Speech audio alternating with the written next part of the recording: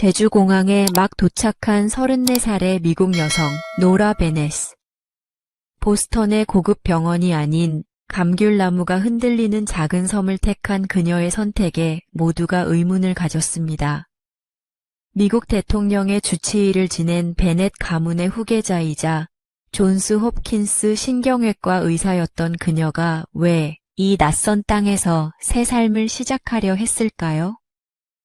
완벽만이 허락된 인생, 감정조차 금기시되던 의사의 삶을 살던 그녀가 한국에서 처음으로 울었습니다.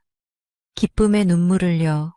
도대체 제주에서 무슨 일이 있었던 걸까요? 잠깐, 여러분 그거 아시죠?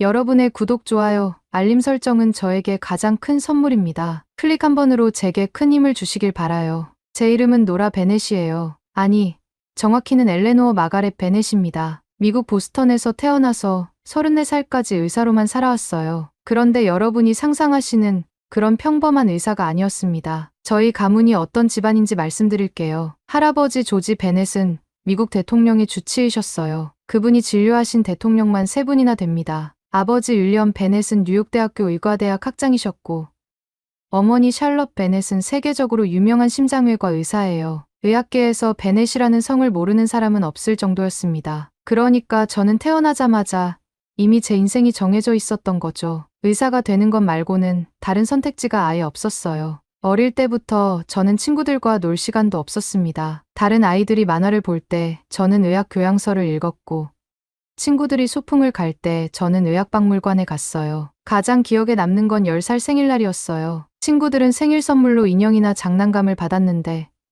저는 인체 해부학 모형을 받았습니다. 어머니가 말씀하시길 이제 10살이니까 진짜 공부를 시작해야 한다고 하셨어요. 그날 밤 저는 인형을 갖고 싶다고 울었는데 아버지가 베넷 가문의 아이가 그런 유치한 걸 갖고 싶어 하면 안 된다고 하셨습니다. 중학교 때는 더 심했어요. 반에서 인기 많은 남자아이가 저에게 관심을 보였는데 어머니가 그걸 알고는 연애는 의사에게 독이야. 감정에 휘둘리면 환자를 제대로 치료할 수 없어라고 하시면서 그 아이 앞에서 저를 혼내셨습니다. 그 이후로 저는 누구와도 가까워지지 않았어요. 고등학교 졸업할 때까지 저는 단 한 번도 친구 집에 놀러 가본 적이 없었습니다. 대신 방과 후에는 병원 견학이나 의학 관련 강의를 들었어요. 토요일 오후에 친구들이 영화를 보러 갈 때 저는 해부학 과외를 받았습니다. 하버드 의과대학에 수석으로 입학했을 때 아버지는 처음으로 제게 미소를 지어주셨어요. 역시 베넷 가문의 후계자다라고 말씀하시면서요. 그때 저는 그 말이 칭찬인 줄 알았습니다. 지금 생각해보니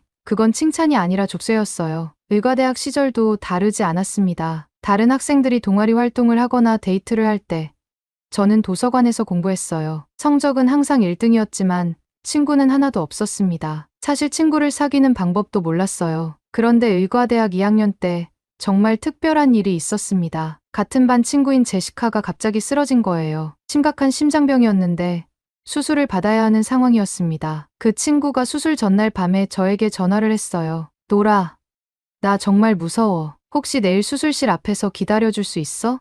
저는 그때 처음으로 다른 사람의 아픔을 느꼈습니다. 제시카의 떨리는 목소리를 듣고 가슴이 아팠어요. 그래서 수술 당일 아침 일찍 병원에 가서 기다렸습니다. 수술이 끝날 때까지 6시간을 기다렸어요. 다행히 수술은 성공적이었고 제시카는 회복했습니다. 그 친구가 제게 고마워하면서 너 때문에 용기가 났어라고 했을 때 저는 이상한 기분이 들었어요. 따뜻하고 뿌듯한 기분이었습니다. 그때 처음 알았어요. 다른 사람을 도왔을 때 느끼는 그 감정이 얼마나 소중한지를요. 하지만 어머니가 그 일을 알고는 화를 내셨습니다. 환자와 감정적으로 엮이면 객관적인 판단을 할 수 없다고 하시면서 앞으로는 그런 일 하지 말라고 하셨어요. 저는 그 말씀을 듣고 또 다시 마음의 문을 닫았습니다. 졸업 후에는 존스 홉킨스 병원에서 신경외과 레지던트가 되었어요. 하루에 16시간씩 병원에서 살았습니다. 수술실에서 나오면 바로 다른 수술이 기다리고 있었고 수술이 끝나면 논문을 써야 했어요. 집에 가는 날보다 병원에서 자는 날이 더 많았습니다. 레지던트 과정을 마치고 펠로우가 되었을 때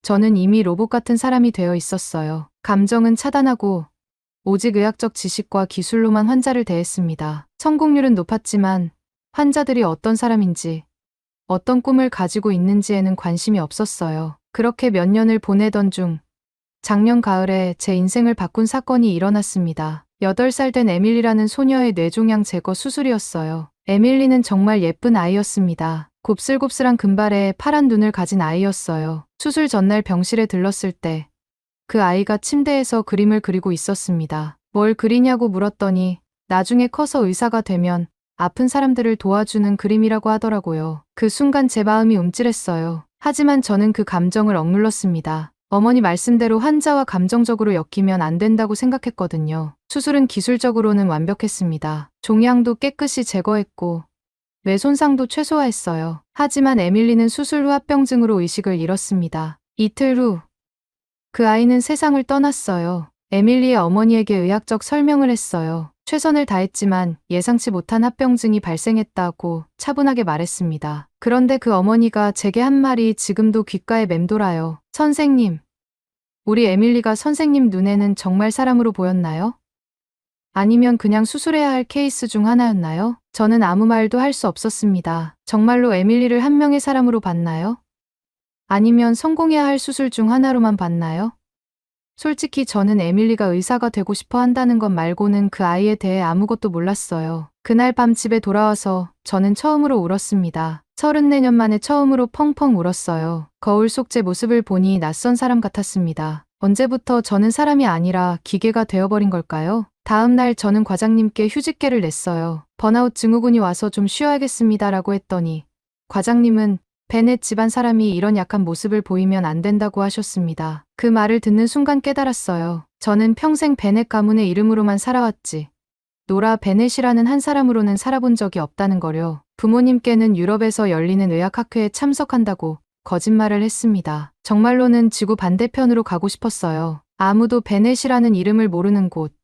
제가 그냥 한 명의 사람으로 살 수 있는 곳으로 말이에요. 인터넷을 검색하다가 우연히 본 제주도 사진이 마음에 들었어요. 푸른 바다와 감귤밭, 그리고 따뜻해 보이는 사람들의 모습이 제 마음을 끌었습니다. 한국이라는 나라도 제주도라는 섬도 가본 적이 없었지만 뭔가 그곳에서라면 새로운 시작을 할 수 있을 것 같았어요. 그래서 생전 처음으로 아무 계획도 없이 비행기표를 끊었습니다. 보스턴에서 제주도까지 20시간이 넘는 긴 여행이었어요. 공항에서 비행기를 기다리면서 저는 생각했습니다. 제주도에서 저는 어떤 사람이 될 수 있을까요?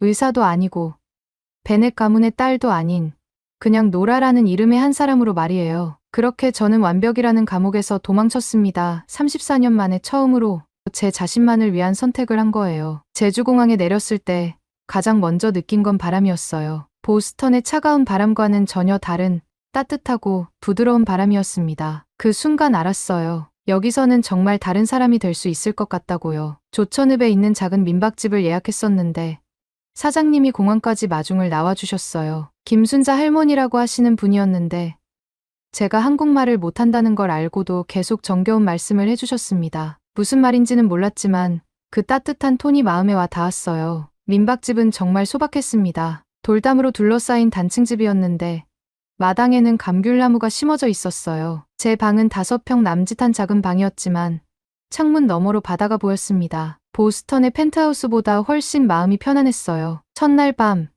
저는 그 작은 방에서 정말 오랜만에 깊게 잠들었습니다. 병원 호출 소리도, 수술 스케줄도, 논문 마감일도 생각하지 않고 말이에요. 그냥 바다 소리만 들으면서 잠들었어요. 다음 날 아침, 할머니가 아침밥을 차려주셨는데 김치찌개와 계란말이, 그리고 갓 딴 감귤이 나왔어요. 평생 호텔 조식이나 간단한 샐러드만 먹던 제게는 정말 새로운 경험이었습니다. 김치가 너무 매워서 눈물이 났는데 할머니가 물을 가져다 주시면서 웃으셨어요. 며칠 지나니까 할 일이 없어서 심심했어요. 그래서 할머니께 몸짓으로 뭔가 도울 일이 없냐고 물어봤더니 뒷산 감귤밭으로 데려가 주셨습니다. 거기서 감귤 따는 일을 도와달라고 하시더라고요. 처음에는 정말 서툴렀어요. 평생 수술용 메스만 잡아봤지 감귤 따는 가위는 처음이었거든요. 손목이 아프고 허리도 아팠는데 이상하게 기분이 좋았어요. 수술실에서 느끼는 긴장감과는 완전히 다른 종류의 만족감이었습니다.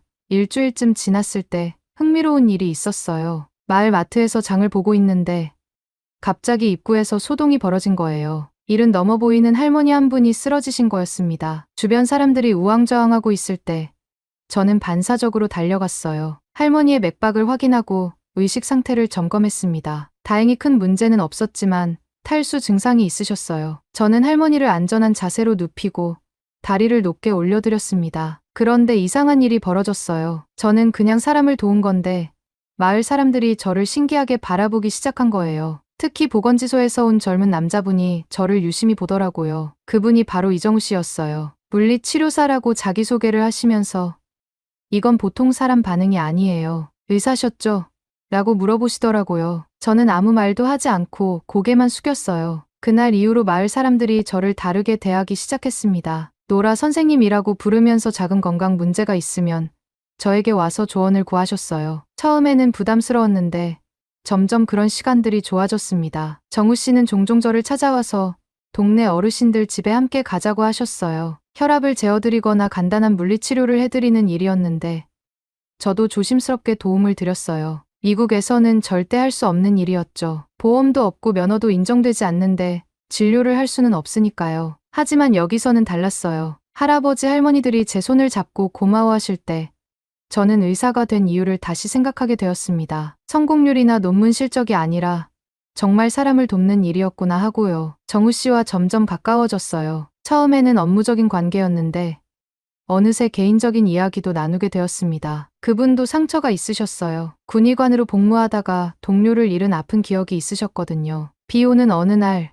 정우 씨가 따뜻한 귤차를 가져다 주셨어요. 우산 대신에 말이에요. 그날 저희는 민박집 마당에서 비를 맞으며 서로의 이야기를 했습니다. 제가 왜 한국에 왔는지, 어떤 상처를 안고 있는지 말씀드렸어요. 노라 씨도 많이 힘드셨겠어요. 완벽해야 한다는 압박 속에서 살기가 얼마나 어려웠을까요? 그분의 그 말에 저는 또 울었어요. 그런데 이번에는 슬픈 눈물이 아니라 위로받는 눈물이었습니다. 평생 처음으로 누군가가 제 마음을 이해해준다는 느낌이 들었어요. 그날 밤, 저희는 조용히 손을 잡았습니다. 설렘이라는 감정이 뭔지 그때 처음 알았어요. 34살의 말이에요. 그 이후 저희는 매일 만났어요. 마을 어르신들을 돌보는 일도 함께 했고, 주말에는 올레길을 걸으며 제주의 아름다운 자연을 구경했습니다. 한 달쯤 지났을 때 정우 씨가 제게 고백을 하셨어요. 노라 씨, 저는 당신을 사랑합니다. 당신과 함께 있으면 제 상처도 치유되는 것 같아요. 저도 같은 마음이었어요. 평생 사랑이라는 감정을 모르고 살았는데 정우 씨를 만나고서야 알게 되었습니다. 그래서 저희는 사귀기로 했어요. 34살에 처음 해보는 연애였지만 그 어떤 것보다 달콤하고 소중했습니다. 연인이 된 후 저희 관계는 더욱 깊어졌어요. 정우 씨는 제가 완벽하지 않아도 괜찮다고, 실수를 해도 사랑한다고 말해주셨습니다. 평생 완벽해야 한다는 압박 속에 살던 제게는 구원 같은 말이었어요. 몇 주가 지나면서 저희는 자연스럽게 더 가까워졌습니다. 정우 씨의 작은 원룸에서 함께 시간을 보내기도 하고, 제가 머무는 민박집에서 밤늦게까지 이야기를 나누기도 했어요. 처음으로 누군가와 함께 있는 게 이렇게 행복한 일인지 알았습니다. 그런데 어느 날 아침, 저에게 이상한 증상이 나타났어요. 입덧 같은 게 있었는데 처음에는 김치찌개 때문인 줄 알았거든요. 하지만 며칠 계속되니까 뭔가 이상했어요. 정우 씨가 병원에 가보자고 하셨는데 저는 한국 병원이 어떨지 궁금하기도 했어요. 조천읍에 있는 작은 병원에 갔는데 접수 과정부터 깜짝 놀랐습니다. 외국인 등록증만 보여주면 되는 거예요. 미국에서는 보험 서류만 몇 장인데 말이에요. 의사 선생님이 검사를 해보자고 하셨는데 임신 테스트였어요. 결과는 양성이었습니다. 임신 6주라고 하시더라고요.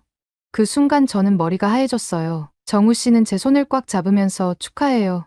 노라 씨, 우리 아이예요 라고 말씀하셨습니다. 그분 눈에 눈물이 고여있는 걸 보고 저도 울었어요. 기쁨의 눈물이었어요. 병원에서 나오면서 저는 한국의 의료 시스템에 또 한 번 놀랐습니다. 진료비가 2만 원도 안 되는 거예요. 미국이었다면 몇백 달러는 나왔을 텐데요. 그리고 간호사님이 임산부 수첩을 주시면서 앞으로 받을 수 있는 혜택들을 설명해 주셨어요. 외국인이어도 똑같이 받을 수 있어요. 정기검진도 거의 무료고 출산 지원금도 있고요. 저는 정말 놀랐어요. 의사가 아니어도 돈이 많지 않아도 사람을 지킬 수 있는 시스템이 여기에 있었던 거예요. 미국에서는 보험이 없으면 병원에 가기도 어려운데 여기서는 국가가 먼저 나서서 사람들을 돌보고 있었습니다. 그날 밤 정우 씨와 바닷가를 걸으면서 미래에 대해 이야기했어요. 아이를 어떻게 키울 것인지, 어디서 살 것인지, 어떤 부모가 되고 싶은지요. 평생 미래를 계획해 본 적이 없었는데 그날 밤에는 꿈이 생겼어요. 여기서 아이를 낳고 싶어요.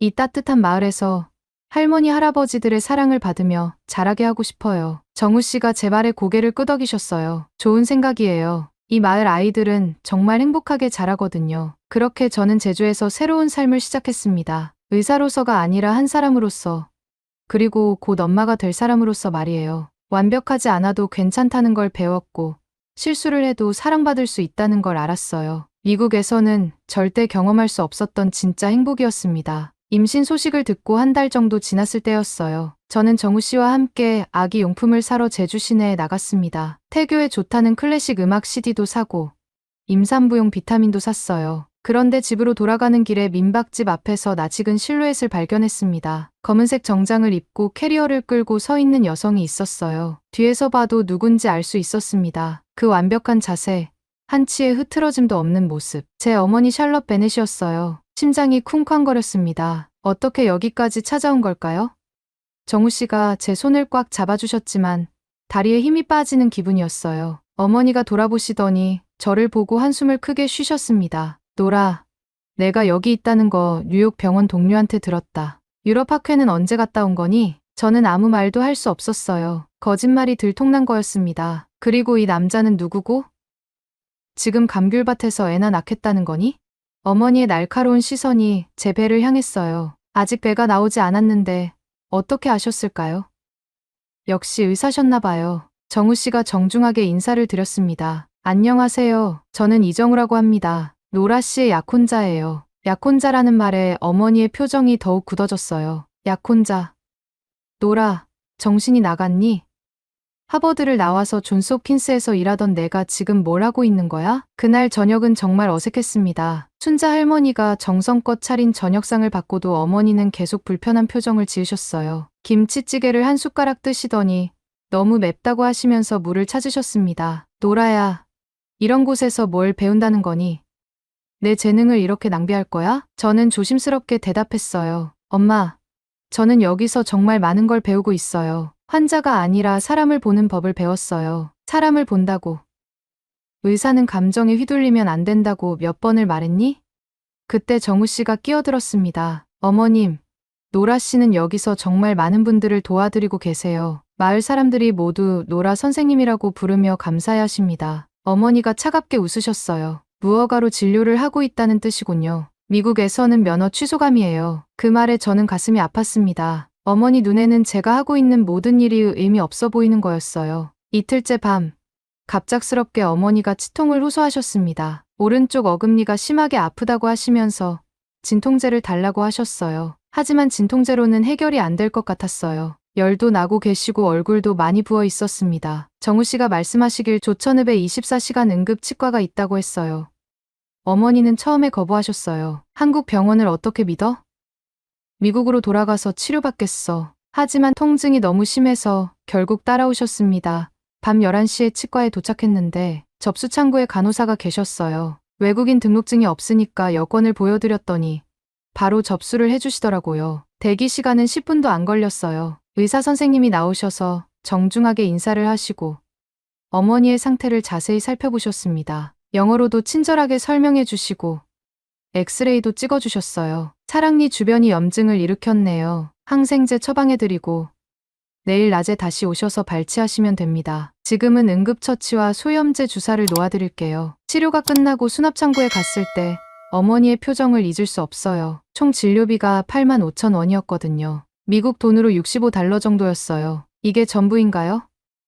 예약도 없이 응급실에 와서 엑스레이까지 찍고 주사도 맞았는데 간호사가 웃으면서 설명해 주셨어요. 네, 맞습니다. 외국인분도 응급치료는 이 정도 비용으로 받으실 수 있어요. 한국은 의료 접근성을 중요하게 생각하거든요. 차 안에서 어머니는 한동안 말이 없으셨습니다. 그러다가 작게 중얼거리셨어요. 미국에서 이런 치료받으면 최소 500달러는 나올 텐데. 저는 조용히 말씀드렸어요. 엄마, 여기는 돈보다 생명이 먼저인 나라예요. 의사가 되는 것도 중요하지만 사람을 살리는 시스템을 만드는 것도 중요하잖아요. 다음 날 어머니는 사랑니를 뽑으러 다시 치과에 가셨어요. 이번에도 친절한 치료를 받으시고 진료비도 7만 원 정도로 저렴했습니다. 그리고 처방받은 항생제와 진통제 값도 10,000원이 채 안 나왔어요. 미국에서 같은 치료받으면 1,000달러는 넘게 나올 건데 여기서는 총 10만 원도 안 되네. 그 이후로 어머니의 태도가 조금씩 바뀌기 시작했습니다. 마을 할머니들이 저에게 인사를 하는 모습을 보시고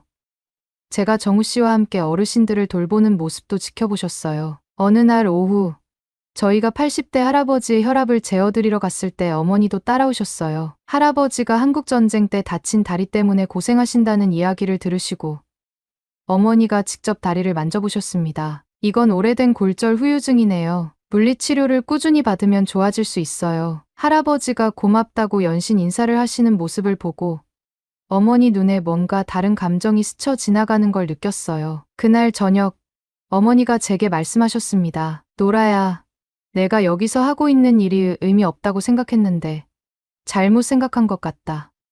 엄마, 의사라는 건 기술만 가지면 되는 게 아니구나. 사람을 진심으로 생각하는 마음이 있어야 하는 거였어. 며칠 더 지나서 어머니는 마을 아이들과 제가 함께 노는 모습을 우연히 보셨어요. 아이들이 제 배를 조심스럽게 만지면서 아기가 언제 나와요?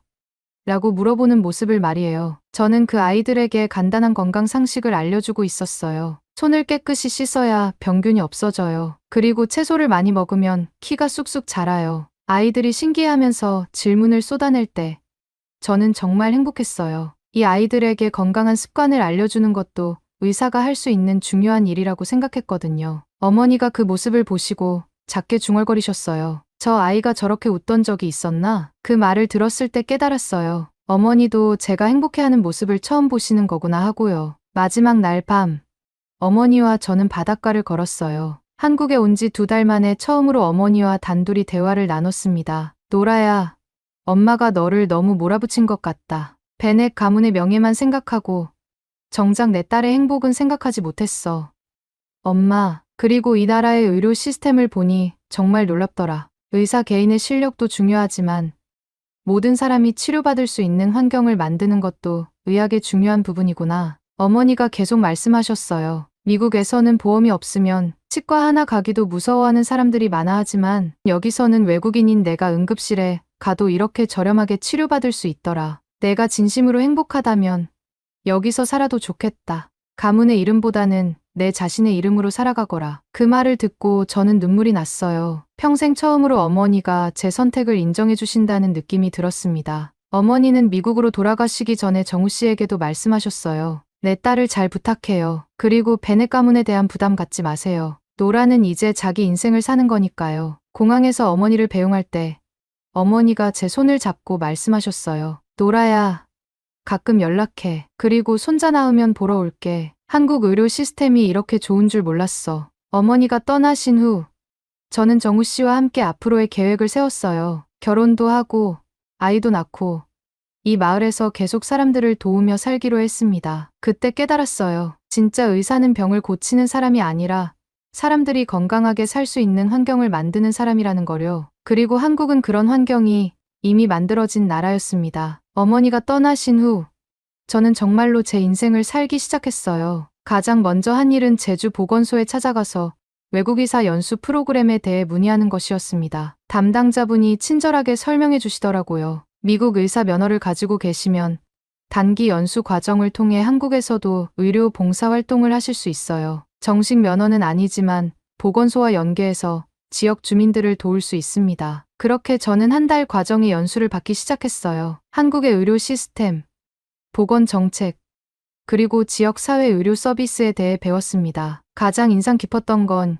예방의학에 대한 접근 방식이었어요. 미국에서는 병이 생기면 치료하는 데 집중했다면 한국에서는 병이 생기지 않도록 미리 관리하는 시스템이 잘 되어 있었어요. 정기 건강검진, 예방접종, 건강교육 프로그램까지 국가가 체계적으로 관리하고 있었습니다. 연수를 받으면서 저는 정우 씨와 결혼 준비도 했어요. 화려한 결혼식보다는 마을 사람들과 함께하는 소박한 결혼식을 원했습니다. 조천읍에 있는 작은 교회에서 결혼식을 올리기로 했어요. 결혼식 준비 과정에서 재미있는 일이 많았어요. 순자 할머니가 저에게 한복을 입혀주고 싶다고 하셨는데 임신 중이라 배가 나온 제게 맞는 한복을 찾기가 쉽지 않았어요. 그래서 마을 아주머니들이 다 같이 나서서 특별 제작을 해주셨습니다. 우리 노라가 제일 예뻐 보이게 해야지. 마을 사람들의 정성이 정말 고마웠어요. 웨딩드레스 대신 분홍색 저고리에 하얀 치마를 입고 머리에는 작은 꽃을 꽂았습니다. 거울을 보니 제가 아닌 것 같았어요. 이렇게 행복해 보이는 제 모습을 본 적이 없었거든요. 결혼식 당일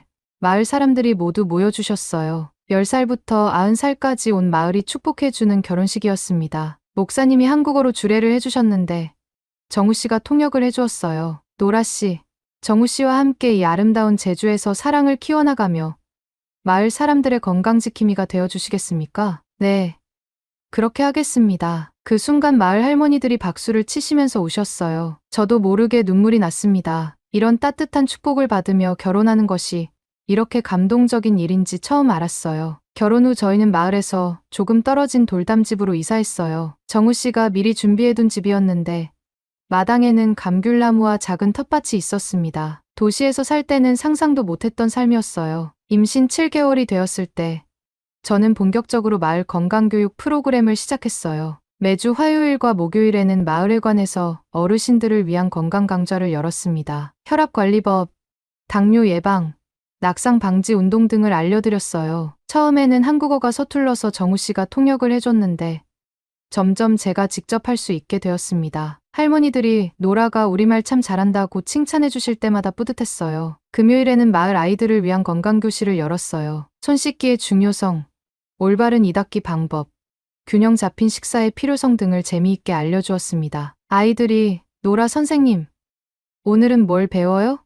라고 물어올 때마다 행복했어요. 어느 날은 초등학교에서 특별 강의를 해달라고 요청을 받았어요. 2학년 아이들에게 우리 몸의 신비에 대해 이야기해 주었습니다. 심장이 어떻게 뛰는지, 폐가 어떻게 숨을 쉬는지 간단하게 설명해 주니까 아이들이 정말 신기했어요. 선생님, 저도 커서 의사가 되고 싶어요. 한 아이가 그렇게 말했을 때 저는 에밀리가 생각났어요. 미국에서 제가 수술했던 그 아이도 의사가 되고 싶어 했었는데 저는 그 꿈을 들어주지 못했었거든요. 하지만 지금은 달랐어요. 정말 좋은 꿈이야. 의사는 아픈 사람을 치료하는 것도 중요하지만 사람들이 아프지 않도록 도와주는 것도 중요한 일이야. 임신 8개월이 되었을 때 미국에서 깜짝 소식이 왔어요. 어머니가 갑자기 제주도에 오신다는 거였어요. 이번에는 여행이 아니라 손자를 보러 오신다고 하셨습니다. 어머니가 다시 오셨을 때 처음 방문했을 때와는 완전히 다른 모습이셨어요. 여유로운 옷차림에 따뜻한 미소를 지으시고 계셨습니다. 노라야,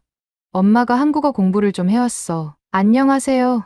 어머니가 서툰 한국어로 순자 할머니께 인사를 드리시는 모습이 정말 신기했어요. 할머니도 깜짝 놀라시면서 반갑게 맞아주셨습니다. 어머님이 한국말 하시네. 우리 노라 정말 좋은 분하고 결혼했어요. 어머니는 이번에 한 달 동안 머무르시면서 제가 하는 일들을 직접 보고 싶어 하셨어요. 건강 강좌에도 참석하시고 아이들 건강교실도 구경하셨습니다. 특히 어머니가 감동받으신 건 마을 어르신들의 정기 건강검진 시스템이었어요. 보건소에서 직접 마을로 찾아와서 검진을 해주는 모습을 보시고는 이게 진짜 공공의료구나라고 하셨어요. 미국에서는 이런 시스템을 꿈꿔왔는데 여기서는 이미 현실이 되어 있네.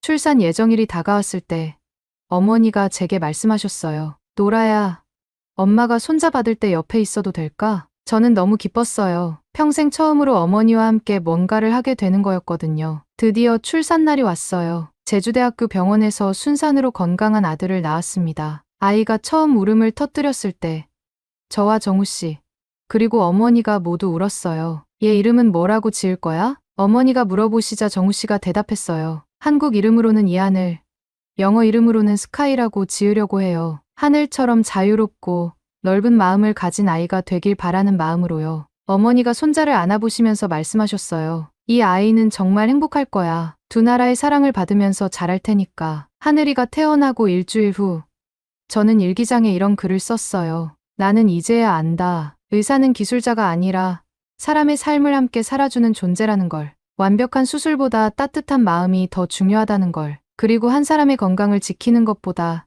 모든 사람이 건강할 수 있는 시스템을 만드는 것이 더 의미 있다는 걸. 한국에서 나는 진짜 나로 다시 태어났다. 베넷 가문의 딸이 아니라 노라라는 한 사람으로, 그리고 하늘이의 엄마로, 정우의 아내로, 이 마을의 건강지키니로 새로운 삶을 시작했다. 지금 저는 제주 보건소의 외국인 의료 상담사로 일하고 있어요. 한국에 온 외국인들이 의료 서비스를 받을 수 있도록 도와주는 일입니다. 동시에 마을에서는 건강교육 프로그램을 계속 운영하고 있고요. 가끔 미국에서 온 의료진들이 한국의 의료 시스템을 배우러 올 때면 저는 통역과 안내를 해드려요. 그들이 한국의 전 국민 건강보험 시스템을 보고 놀라는 모습을 볼 때마다 제가 정말 좋은 선택을 했구나 하는 생각이 들어요. 하늘이는 이제 돌이 지났어요. 마을 할머니 할아버지들의 사랑을 받으며 건강하게 자라고 있습니다. 이 아이가 자라서 어떤 사람이 될지 정말 기대돼요. 아마도 저보다 훨씬 따뜻하고 지혜로운 사람이 될 거예요. 숨 쉬듯 자연스럽게 사람을 돌보는 이 나라에서 저도 다시 태어났습니다. 오늘의 이야기는 여기까지입니다. 마음에 드셨다면 구독과 좋아요 잊지 말고 한 번씩 눌러주세요. 소중한 시간 함께 해주셔서 진심으로 감사드리고 앞으로도 더 깊은 이야기로 여러분을 찾아뵐게요.